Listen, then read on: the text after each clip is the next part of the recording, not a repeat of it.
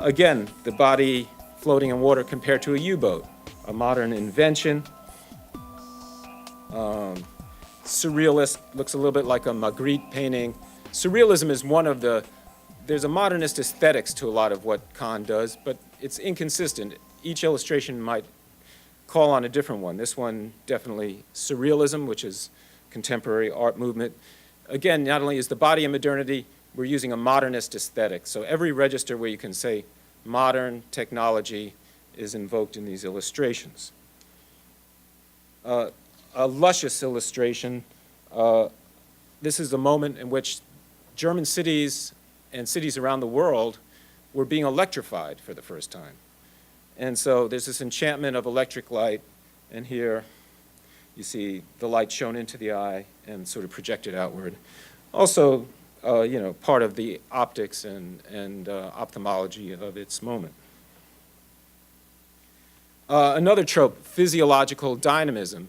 There's a sense that society in this moment is proliferating, accelerating, everything's new, modern, faster, powerful. This is the era of the dynamo, of the high-speed train, the automobile, the plane, the airplane, and industrial capitalism, industrial technology. So forces flow through the body in the image of the soccer player and the work that the nervous system does in coordinating the kick, and also sunlight courses from the outside into the body, which also has some kind of ambivalent relation to the nudist movement of the time, which was a kind of a nature movement. So there's a lot of things going on in these illustrations. They're very rich. The knockout punch, sequential art. This is a time of animation and the comic strip. And here's the knockout punch, which is also almost trying to knock the reader out to sort of with the dynamism of both Kahn's visual explanations and the sort of the haptic experience of receiving a punch. Lots of waves and rays and cityscapes all mixed together. The nighttime sky, again, these were illustrations produced actually during a festival of electric light that was held in Berlin called Berlin im Licht, where after World War I, a lot of the old buildings, they stripped the fussy architecture and facades and smoothed them out and then relit them with light. And so this sort of invokes that moment. Body factories are the thing that if Kahn's known among the general public for anything, it's his body factories, that the body is a factory. It has chambers and compartments which do different kinds of work. These are a couple of them. They're not sociologically accurate generally because for some reason the interior of the body is almost always operated by men in Kahn's illustrations, but we know that women did a lot of work. But it does draw on the social experience of people of this time, which was a time of industrialization and urbanization. Photomontage is a kind of method of showing modernity. You tell me when I run out of time. So I'm just running through these very quickly.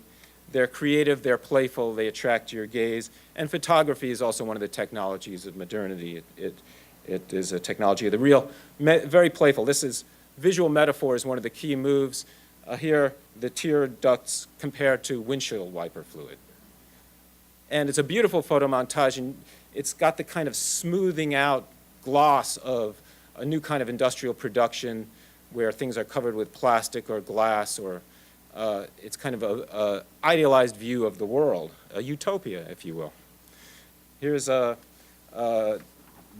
physiology of the cut, a hand growing out of the soil of the skin.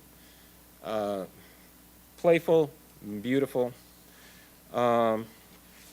This is one of Kahn's most important inventions, and one that's directly useful to us today, and something to think about is the schematic body. Schemata, flowcharts of the work that the body does, had been produced as early as the 17th century.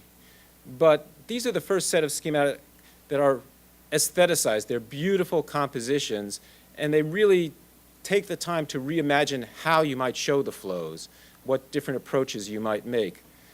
They look familiar to us now. We see these kind of illustrations all the time. Brand new, in the 1920s and 30s. No one had ever really saw this kind of thing before. And there are just thousands of these illustrations. Kahn isn't the only one doing it. He's just the first and principal exponent of these. These kind of things could also be seen in popular health exhibitions, in pharmaceutical ads, picture encyclopedias, monthly magazines, daily newspapers, et cetera.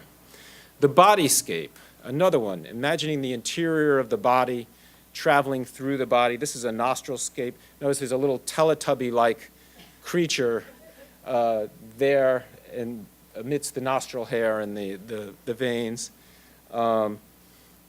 Here's another one with Teletubby-like creatures in your intestinal canal. Physiological advertising. Obviously, one of the things that's heavily influencing Kahn is the advertisement. Actually, after he publishes Das Leben des Menschen, he starts working for pharmaceutical companies in the 1930s. These are not those. These are just illustrations in his book that are using the formal elements of the pharmaceutical ad or any kind of advertisement to explain different parts of the body. And here I put a contemporary ad with one of Kahn's illustrations next to each other so you can see those formal elements compared. Sometimes they're just text mixed with diagrams, not always. They can be very simple, but they have a certain kind of surreal quality, a kind of similar to things that contemporary typographers are doing in surrealist texts and in constructivism and other things. The dramatized statistic, again, so familiar to us. We see all these different ways of dramatizing statistics using visual information. This is fairly new. Kahn doesn't invent this. This is actually invented more in the exhibitions of the 1890s and early 1900s. But Kahn takes great care with these, and along with a lot of his contemporaries, they're trying to say, how can we present statistical data so that people can either get it or even just pay attention to it, because people are so resistant to pure data and number crunching. This is one of my favorites. This is the body as a board game. The argument is the probability that when you eat a piece of cheese, how the nutrition would be distributed throughout different parts of your body. And I've got to say that the science on some of these is not so wonderful. But actually, some of the science is quite complex.